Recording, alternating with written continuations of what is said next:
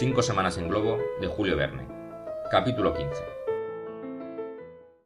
Cazeb, el mercado bullicioso, aparición del Victoria, los Guaguanga, los hijos de la luna, paseo del doctor, población, el tembe real, las mujeres del sultán, una borrachera real, Joe adorado, cómo se baila en la luna, peripecia, 2 lunas en el firmamento, inestabilidad de las grandezas divinas.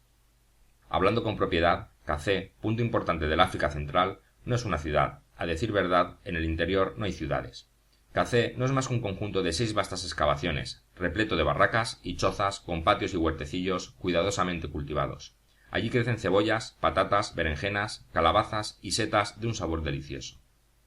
El Uniangwezi es la tierra de la luna por excelencia, el fértil y espléndido jardín de África. En el centro se encuentra el distrito de Unianembe, deliciosa comarca donde viven perezosamente algunas familias de omaníes, que son árabes de origen muy puro. Durante mucho tiempo se dedicaron al comercio en el interior de África y en Arabia. Traficaban en gomas, marfil, telas de algodón y esclavos. Sus caravanas surcaban aquellas regiones ecuatoriales, y aún van a buscar a la costa objetos de lujo y de placer para mercaderes ricos, los cuales, rodeados de mujeres y criados, llevan en aquella encantadora comarca la existencia menos agitada y más horizontal posible, siempre tumbados, riendo, fumando o durmiendo. Alrededor de estas excavaciones, numerosas barracas de indígenas, grandes extensiones para los mercados, campos de cannabis y de datura, hermosos árboles y frescas sombras. Eso es Cazé. Es el punto de cita general de las caravanas, las del sur con sus esclavos y cargamentos de marfil, y las del oeste, que exportan algodón y abalorios a las tribus de los grandes lagos. Así es que en los mercados reina una agitación perpetua, una algarabía indescriptible donde se mezclan gritos de vendedores ambulantes mestizos, ruido de tambores y cornetas, relinchos de mulos, rebuznos de asnos, cantos de mujeres, chillidos de chiquillos y golpes de vara del imadar, que en aquella sinfonía pastoral es quien marca el compás. Allí se exhiben desordenadamente o, por mejor decir, con un desorden encantador, telas vistosas, sartas de abalorios, objetos de marfil, dientes de rinoceronte y de tiburón, algodón, miel, tabaco. Allí se llevan a cabo las más extravagantes transacciones mercantiles, en las que cada objeto solo tiene valor en función de los deseos que excita. De repente, aquella agitación, aquel movimiento, aquel ruido cesaron como por encanto. El Victoria acababa de aparecer en el aire, planeaba majestuosamente y descendía poco a poco, sin desviarse de la vertical. Hombres, mujeres, niños, esclavos, mercaderes, árabes y negros, todos desaparecieron, agazapándose más que deprisa en los tembés y las chozas. Amigo Samuel, dijo Kennedy, si seguimos causando el mismo efecto en todas partes, trabajo nos ha de costar establecer con estas gentes relaciones mercantiles. Sin embargo, dijo Joe, podríamos realizar una operación comercial muy sencilla. Consistiría en bajar tranquilamente y cargar con las mercancías de más valor, sin cuidarnos de entrar en tratos con los vendedores. Nos haríamos ricos. Sí, replicó el doctor, pero esos indígenas, pasado el primer sobresalto, no tardarán en volver, movidos por su superstición o su curiosidad. ¿Usted cree, señor? Pronto lo veremos. Por si acaso, será una medida prudente no acercarse demasiado a ellos. El Victoria no es un globo blindado ni acorazado, por lo tanto, no está a salvo de balas y flechas. ¿Piensas, amigo Samuel, entrar en tratos con esos africanos? ¿Por qué no? Sí se puede, respondió el doctor. En Cazé debe de haber mercaderes árabes más instruidos y menos salvajes. Recuerdo que Barton y Speke no tenían bastante boca para alabar la hospitalidad de los habitantes de este pueblo. Podemos, pues, intentarlo. El Victoria, tras haberse acercado poco a poco a tierra, enganchó una de sus anclas en la copa de un árbol cerca de la plaza del mercado. En aquel momento toda la población salía de sus madrigueras, asomando la cabeza con circunspección. Varios Waganga, a quienes se reconocía por sus insignias de conchas cónicas, se acercaron resueltamente a los viajeros. Eran los magos del lugar. Llevaban colgando de la cintura calabacitas negras untada con grasa y varios objetos de magia de una suciedad verdaderamente doctoral. Poco a poco la muchedumbre siguió su ejemplo. Salieron de todas partes niños y mujeres, y hubo ruido de tambores y palmoteos, y millares de manos levantadas hacia el cielo. Esa es su manera de orar, dijo el doctor Ferguson. Si no me equivoco, estamos llamados a representar un importante papel. Pues bien, señor, represéntelo. Tal vez tú, mi buen Joe, te conviertas en un dios. No lo sentiría, señor, no me disgusta el olor del incienso. En aquel mismo momento, uno de los magos, un mianga, hizo un ademán, y el clamor se transformó en un profundo silencio. El hombre les dirigió algunas palabras a los viajeros, pero en una lengua desconocida. El doctor Ferguson, que no había entendido absolutamente nada, dijo lo primero que se le ocurrió en árabe, lengua en la que obtuvo inmediata y pronta respuesta. El orador pronunció, con una verbosidad suma, una arenga muy florida que fue escuchada con religiosa atención. El doctor no tardó en comprender que el Victoria había sido tomado por la luna en persona, amable Dios que se había dignado acercarse a la ciudad con sus 3 hijos, honra incomparable que permanecería eternamente grabada en la memoria de aquella tierra tan amada del sol.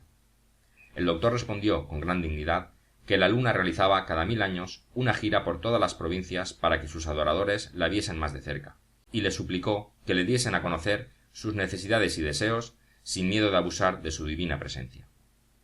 El mago dijo entonces que el sultán, el muani, enfermo desde hacía muchos años, imploraba la ayuda del cielo, y que él invitaba a los hijos de la luna a que fuesen a visitarle. El doctor hizo partícipes a sus compañeros de la invitación. ¿Y serás capaz de ir a visitar a ese rey negro?, preguntó el cazador. Sin duda. ¿Qué inconveniente hay? Me parece que los ánimos están dispuestos a nuestro favor. La atmósfera está tranquila, no se mueve ni la hoja de un árbol. Por el Victoria nada tenemos que temer. ¿Y qué harás? No te preocupes, amigo Dick. Con un poco de medicina saldré del paso. Luego, dirigiéndose al público, añadió: La luna, compadeciéndose del soberano, a quien te han acendrado cariño, profesan los hijos del Unyamwezi, nos ha confiado su curación. Prepárese, pues, a recibirnos. Los gritos, los cantos y las demostraciones se multiplicaron y todo aquel hormiguero de cabezas negras se puso de nuevo en movimiento. Ahora, amigos, hay que prepararse para cualquier eventualidad. En un momento dado, podemos vernos obligados a partir rápidamente. Así pues, Dick se quedará en la barquilla y, por medio del soplete, mantendrá una fuerza extensional suficiente. El ancla está sólidamente sujeta. No hay que temer nada. Yo bajaré a tierra. Joe me acompañará, pero se quedará al pie de la escala. ¿Cómo?, exclamó Kennedy. ¿Vas a ir solo a casa de ese salvaje? Señor, le secundó Joe. Entonces, ¿no quiere que le acompañe hasta la conclusión de la aventura? No, iré solo. Estas buenas gentes creen que ha venido a visitarles su gran diosa la luna, así que la superstición nos protege. Nada temáis, pues, y permaneced cada cual en el puesto que le he asignado. Si ese es tu deseo, respondió el cazador, vigila la dilatación del gas. Puedes marcharte tranquilo. Los gritos de los indígenas iban en aumento, reclamaban la intervención del cielo.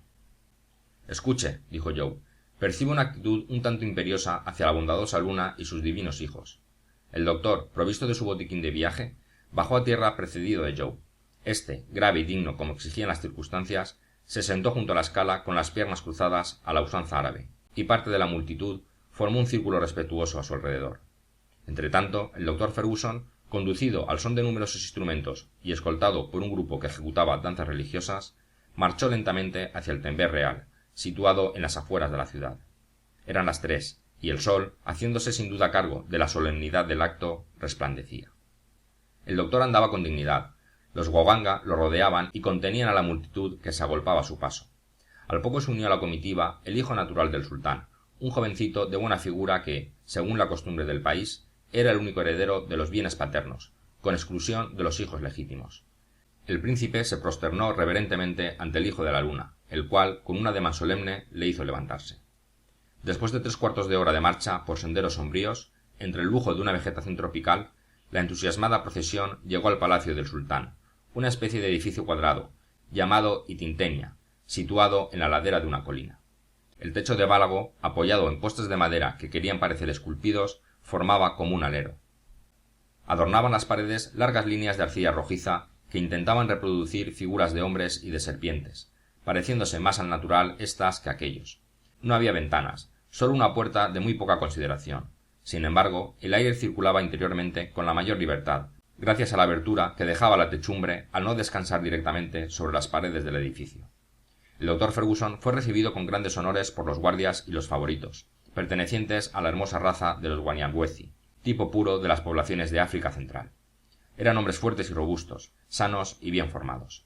Caían sobre sus hombros los cabellos divinos en mechones minuciosamente trenzados, y desde las sienes hasta la boca surcaban sus mejillas numerosas incisiones negras o azules. Sus orejas, horriblemente grandes, estaban adornadas con discos de madera y placas de copal, y cubrían su cuerpo con telas pintadas de colores brillantes. Los soldados iban armados con azagallas, arcos, flechas envenenadas con zumo de euforbio, cuchillos y largos sables llamados simes, dentados como sierras, amén de con un sinfín de hachas. El doctor penetró en el palacio, donde a pesar de la enfermedad del sultán, el estrépito, que ya era terrible, aumentó. En el dintel de la puerta vio rabos de liebre y crines de cebra colgados a modo de talismán. Fue recibido por el tropel de esposas de su majestad al armonioso son del upatu, especie de címbalo hecho con el fondo de una cacerola de cobre, y el estruendo del quilindo, un tambor de 5 pies de altura construido con el tronco ahuecado de un árbol, que 2 virtuosos tocaban a puñetazos. La mayor parte de las mujeres parecían muy guapas, y fumaban, riendo, tangui y tabaco en grandes pipas negras. Revelaban muy buenas formas bajo las largas túnicas, dispuestas con gracia y ceñidas al talle con su kilt de fibras de calabaza entretejidas. 6 de ellas formaban un grupo separado de las demás a causa del cruel suplicio a que se las tenía destinadas, pese a lo cual demostraban la misma alegría que el resto. A la muerte del sultán debían ser enterradas vivas junto al cadáver de éste, para proporcionarle alguna distracción en su eterna soledad. El doctor Ferguson, tras haber abarcado todo el conjunto de una sola ojeada, se acercó a la cama de madera del soberano. Allí vio un hombre de unos 40 años, completamente embrutecido por orgías de toda clase y por el cual no se podía hacer nada. Su enfermedad, que se prolongaba desde hacía años, no era más que una borrachera crónica y continua. El real borracho casi había perdido el conocimiento, y ni todo lo amoníaco del mundo le habría hecho volver en sí. Durante la solemne visita, los favoritos y las mujeres se inclinaban flexionando las rodillas. El doctor, por medio de algunas gotas de un poderoso estimulante, consiguió reanimar instantáneamente aquel cuerpo embrutecido. El sultán hizo un movimiento, y ese síntoma, en un hombre casi cadáver que no daba signos de vida desde hacía horas, fue acogido con gritos en honor del médico. Este, cansado ya de tanta farsa, se abrió paso entre sus demasiado entusiasmas adoradores y salió del palacio para dirigirse al Victoria. Eran las 6 de la tarde. Durante su ausencia, Joe aguardaba tranquilamente al pie de la escala, siendo objeto de la mayor veneración. Como verdadero hijo de la luna, él se dejaba adorar. Para ser una divinidad, su actitud era la de un buen hombre, nada soberbio e incluso de trato familiar con las jóvenes africanas, que no se cansaban de contemplarlo. Él les dirigía las más amables frases. «Adorad, señoritas, adorad», les decía, «aunque hijo de diosa, no soy más que un pobre diablo». Le presentaron ofrendas propiciatorias, que normalmente se depositaban en los cimu o chozas fetiches, y que consistían en espigas de cebada y en pompé. Joe se creyó en la obligación de probar aquella especie de cerveza fuerte, pero su paladar, aunque acostumbrado a la ginebra y el whisky, no pudo resistirla. Hizo una mueca horrible, que sus adoradores tomaron por una amable sonrisa. A continuación, las jóvenes, cantando a coro una melopea, ejecutaron a su alrededor una danza muy grave. «¿Con que sabéis bailar?», exclamó el muchacho. «Pues yo no he de quedarme corto con vosotras. Os enseñaré un baile de mi país». Y empezó una giga aturdidora, estirándose, encogiéndose, retorciéndose, bailando apoyado en los pies, en las rodillas, en las manos, girando de 1000 maneras, a cual más extravagante, adoptando actitudes increíbles, haciendo gestos imposibles, en definitiva, dando a aquellas gentes una extraña idea de la manera que tienen los dioses de bailar en la luna. Y todos aquellos africanos, imitadores como monos, quisieron reproducir sus maneras, sus cabriolas, sus movimientos. No se perdían un gesto, no olvidaban una postura, y aquello se convirtió en un delirio, una tremolina, una tempestad de carne y huesos de la que resulta imposible dar la más pequeña idea. En lo mejor de la fiesta, Joe vio acercarse al doctor. Este regresaba precipitadamente, en medio de una chusma aulladora y desordenada. Los magos y los jefes parecían muy enojados. Rodeaban al doctor, lo empujaban y le amenazaban. Extraño giro. ¿Qué había sucedido? ¿Había sucumbido torpemente el sultán entre las manos de su médico celestial? Kennedy, desde la barquilla, vio el peligro sin comprender la causa. El globo, imperiosamente solicitado por la dilatación del gas, tensaba la cuerda que lo sujetaba, impaciente por elevarse. El doctor llegó al pie de la escala. Un temor supersticioso contenía aún a la multitud y le impedía actuar con violencia contra su persona. El doctor subió rápidamente los escalones y Joe le siguió con agilidad. «No hay que perder un instante», le dijo su señor. «No intentes desenganchar el ancla. Cortaremos la cuerda. Sígueme». «¿Pero qué pasa?», preguntó Joe, entrando en la barquilla.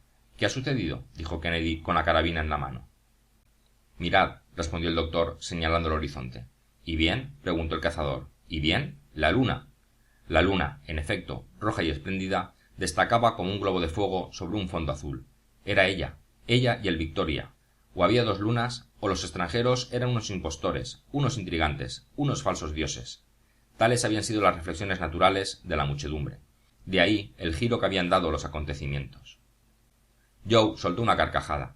La población de Cacé, comprendiendo que se les escapaba la presa, lanzó prolongados aullidos, Arcos y mosquetes apuntaron hacia el globo, pero uno de los magos hizo un signo y todos bajaron las armas. El mago se encaramó al árbol con intención de coger la cuerda del ancla y obligar a la máquina a bajar. Joe cogió un hacha. —¿Corto? —dijo. —Aguarda —respondió el doctor—. Pero ese negro... Tal vez podamos salvar el ancla, y me conviene no perderla. Para cortar siempre habrá tiempo. El mago, ya en el árbol, rompió las ramas con sus maniobras y desenganchó el ancla. Esta, violentamente arrastrada por el aerostato, agarró entre las piernas al pobre mago, el cual, montado en aquel hipógrifo inesperado, partió hacia las regiones del aire. Inmenso fue el asombro de la multitud al ver lanzarse al espacio a uno de sus guaguanga. —¡Hurra! —exclamó Joe, en tanto que el Victoria, gracias a su poder ascensional, subía con gran rapidez. —Se agarra bien —dijo Kennedy—. Un paseíto no le vendrá mal. —¿Lo soltaremos de golpe? —preguntó Joe. —No —replicó el doctor—, le dejaremos en tierra tranquilamente, y creo que después de esta aventura su poder de mago crecerá singularmente en el ánimo de sus contemporáneos. —Capaces son de convertirlo en Dios —exclamó Joe. El Victoria había alcanzado una altura de aproximadamente 1000 pies. El negro se agarraba a la cuerda con una energía increíble. Permanecía en silencio con la mirada fija. Había en su terror algo de asombro.